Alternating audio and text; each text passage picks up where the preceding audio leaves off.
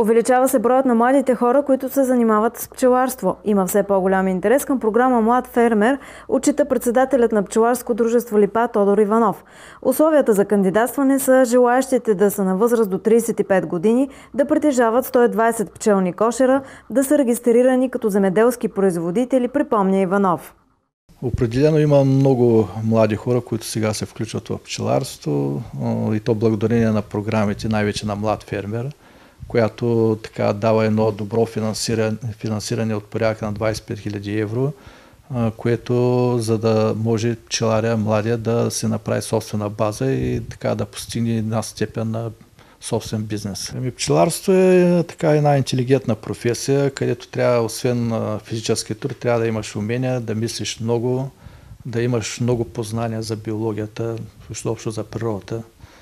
И това така възбужда интерес от младите хора.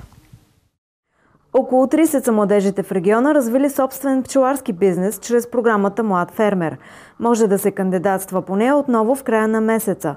Около 2000 са пчеларите в региона, а от тях близо 10% имат развит бизнес. Другите произвеждат мед като любители, признава Иванов. Кои са най-сериозните проблеми в бранша?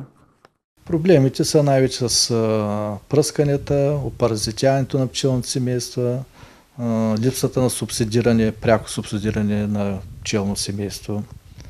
Това не беше прокарано като мярка. И това са кражбите, също са много голям проблем на последните 1-2 години.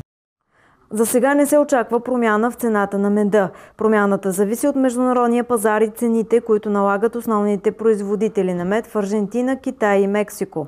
Родните пчелари реализират продукцията си основно в България и много малко изнасят в Гърция и Франция.